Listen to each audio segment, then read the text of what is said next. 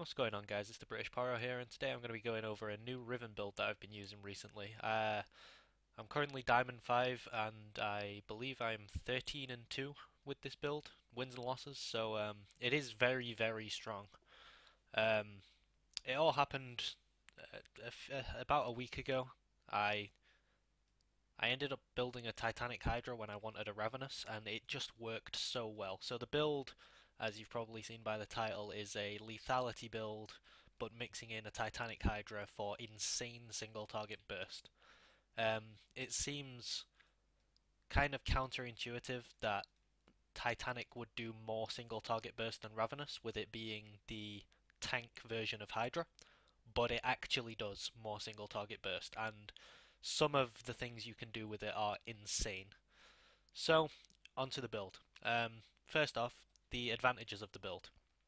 It has extremely high single target burst, as I've said. You can completely one shot most carries, and even like sort of mid tanky bruisers, you can sometimes one combo as well.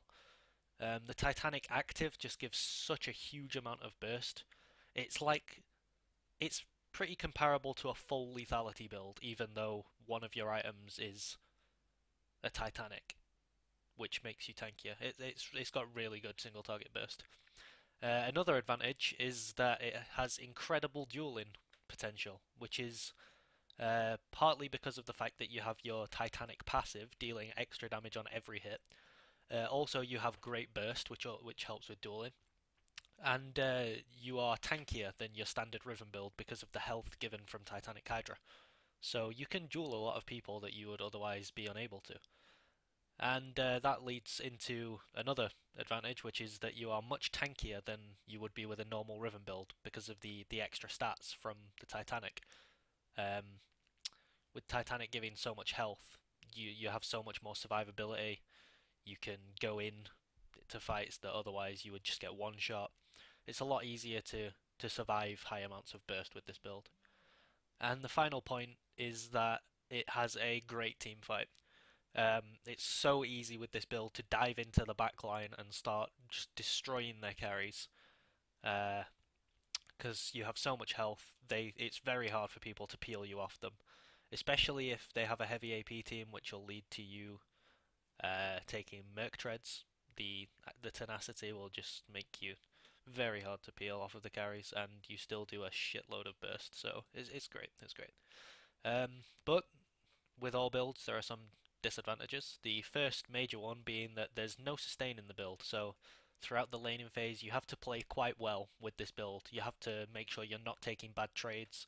All your trades need to be good trades to keep your health up, because there is no sustain. There's no way to come back from a low health percentage other than potions, and like if you for some reason build a Doran's Blade or something. So there's that. There's also the fact that there's a new learning curve if you have never played with Titanic Hydra, because there's new combos you can do. So, for example, you can weave in the Titanic hit before a Q in a fast combo, so auto Titanic Q, or you can put it in before a double cast combo, so E auto Titanic WQ, or you can do it after your ult into a Q, so like a combo into R Titanic Q or R2 Titanic Q. So there's that. If you just mess about in practice mode with a Titanic for a while, you'll pick it up. It's not hugely difficult, especially if you're already fluent in all the other ways you can use Riven's abilities. Next up, there is the fact that this build is quite snowbally and falls behind very easily. So if you lose lane, you would probably be safer with another build, because this build, when you're ahead, this build is insane, but if you're not ahead, it's okay. So you really do need to be snowballing your lane. And finally, there is the fact that Ravenous Hydra still does more AoE burst. So for those moments where you flash into five people and make like a Reddit highlight play or something, you're probably going to want Ravenous for the AoE damage. While Titanic does do AoE damage, it only does it in a cone, and it's very like situational to hit that. It's quite unlikely that that's going to hit the whole team. So Ravenous is just so much more consistent in an AoE scenario. Next up, we have the runes. I take the same rune page every game. I take 24 lethality, that being three quints and 9 marks. I take 9 armor with the 9 seals, and for my glyphs, I take 5% flat cooldown reduction and 5% scaling cooldown reduction, leading to a 10% total. And I will take this rune page every game that I play this build. The 24 lethality is just way too good to pass up on. Onto the masteries. I use the same masteries every game, same as runes. I always take double-edged sword in the offense tree, and then in the cunning tree, I think it's called, the middle tree, I take assassin for more damage in lane. I take the precision over the cooldown reduction for 6 extra lethality. Lethality stacks really well with itself, which is why I always take full lethality runes, sacrificing flat CDR for scaling CDR in order to get more lethality. And I always take Thunderlord's Decree.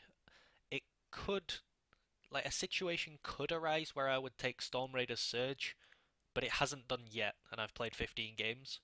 Maybe, like, against a Darius or something, but I haven't played this build against Darius yet. Darius, Olaf, that kind of champion. But yeah, other than that, the masteries stay the same. On to the items. My first item is always a Caulfield's Warhammer. In fact, I should probably talk about starting items first.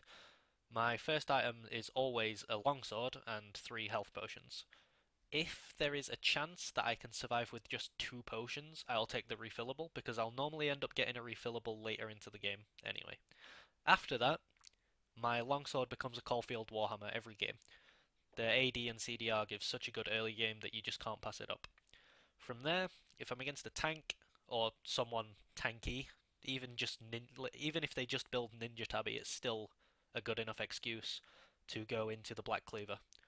With the CDR from your runes and the Caulfield's Warhammer, the Black Cleaver completes your 40% CDR early into the game. Very, very, very strong.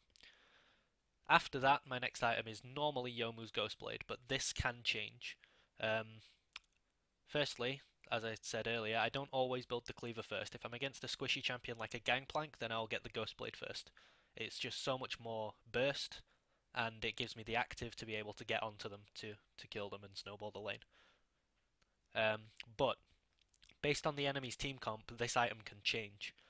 If they have like a heavy AP top and mid, and even like support or jungle, then I will swap this out for a more of Malmortius.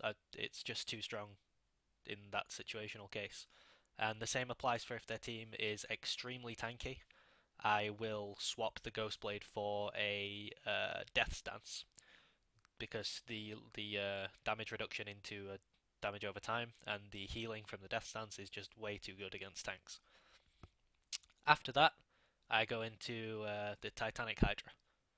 But first, boots.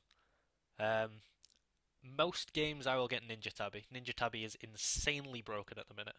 But if they have a lot of AP or a lot of a lot of crowd control rather that I can't avoid, I'll build Mercury's Treads to counter that. But most games it's Ninja Tabby just because pretty much every game has an AD carry in it, and Ninja Tabby just makes it so that the AD carry basically can't kill you because it's impossible because the item's so broken.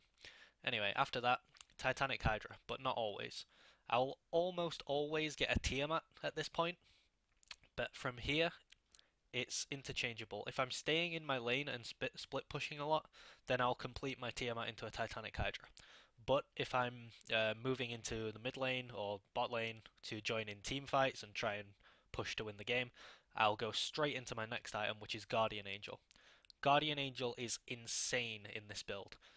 The resistances stack so well with the health from Black Cleaver and Titanic Hydra because when you're building tanky you want a good balance of resistance and health as they stack really nicely together, which is part of what makes Guardian Angel so insane, but it also gives you the ability to flash into their backline, blow them up and then die, and then still be alive to push after the team fight. So Guardian Angel is huge in team fights, and I always try and complete it before the major team fights start, which is why I will often delay my Titanic Hydra to pick up this item. If I do this, I will always finish my Titanic Hydra straight after the Guardian Angel, which leaves the two last items. So after this, I'll get one of the Last Whisper items. They're essential for getting through tanks. Um, I'll 99% of games go with the Mortal Reminder. I find the healing reduction to be really, really, really strong. And the Lord Dominic's Regard, while it is a really good item on Riven, with this build you have a lot more health than you normally would, which takes away some of the value of it. But if they do have a heavy tank build, a heavy tank team rather, or like a Maokai top, something like that, then I might build a Lord Dominic Regard just to be able to get through that tank.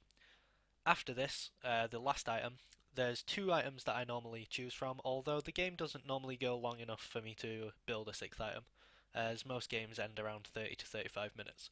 But if I'm extremely fed and I do get to this point, or the game goes on longer than they normally would, I will either build a Mercurial Scimitar or an Edge of Night. The Edge of Night is much more situational. It's if there's predictable CC that I can use the active to block, or if I need more burst because it gives extra lethality. Whereas the Mercurial Scimitar is a much more staple item in my build. The QSS is really strong against any type of CC, even knockups. If you QSS a knockup and then flash, you can get out of the knockup.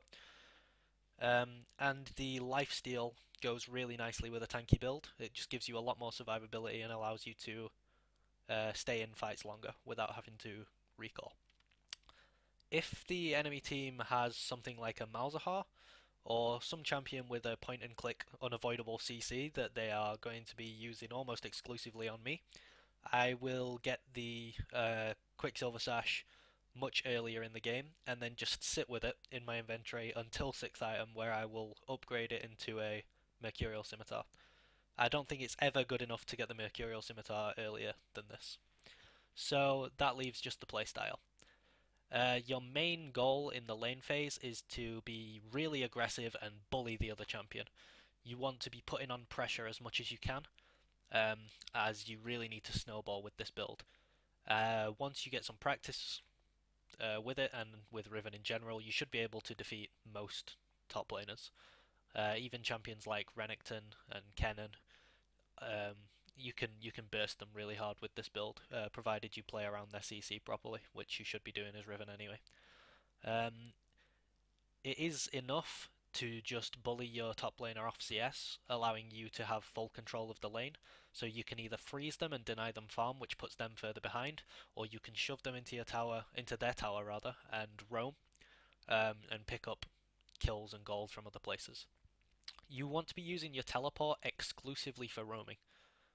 Well, almost exclusively. If you die within the first 3 minutes of the game and really need to get back to not fall behind, then yes, you should teleport back to lane. But other than that, your teleport should be used to roam, get other places, get other lanes winning their matchups, and also get yourself some gold ahead of your laner.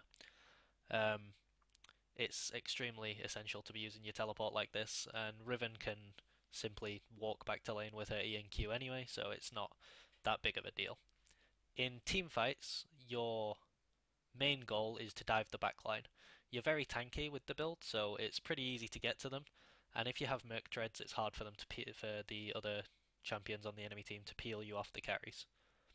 But there is another playstyle you can use which requires you to build your Last Whisper, not completed Last Whisper, so not a Mortal Reminder or a Lord Dominic's, just a Last Whisper a bit earlier, and that is wait for the enemy front line to dive your back line and then burst them.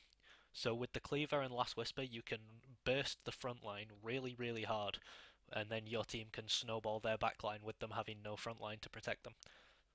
This has worked really well for me in a lot of games, as a lot of people don't expect their front line to die so fast, and then your team can just swarm them and get an inhibitor or Baron and then end the game. It's really, really good. So anyway, that's the build, and I hope you have lots of success with it as I have.